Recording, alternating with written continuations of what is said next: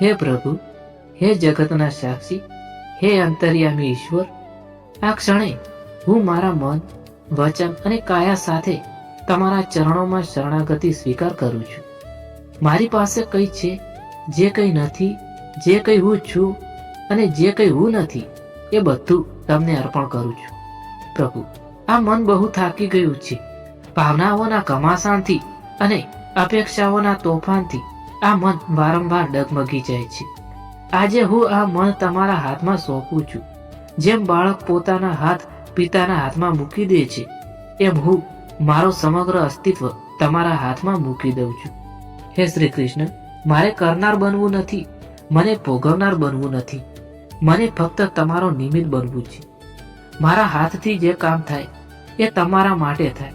મારા મોઢેથી જે શબ્દો નીકળે એ કોઈને દુઃખ ન આપે. મારા મનમાં જે ભાવ ઉદ્ભવે એ પવિત્રતા તરફ લઈ જાય.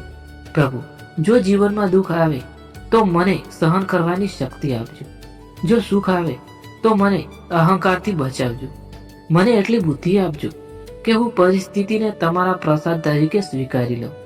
હે મુરલીધર, જ્યારે હું ડરું ત્યારે મને યાદ અપાવજો કે તમે સાથે છો.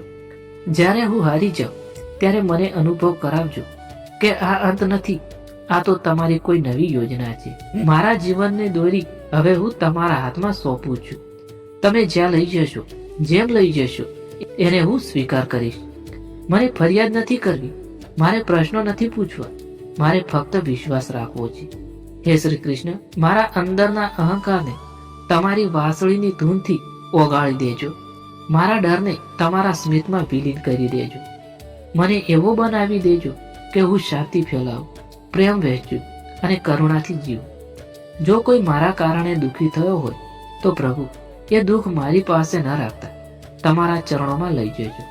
હે દયાળુ, મારા જીવનને સાધના બનાવી દેજો, મારા શ્વાસને જાપ બનાવી દેજો અને મારા દરેક પગલાંને તમારી તરફ લઈ જજો. આ અંતિમ પ્રાર્થના નથી, આ તો દર શ્વાસની વિનંતી છે.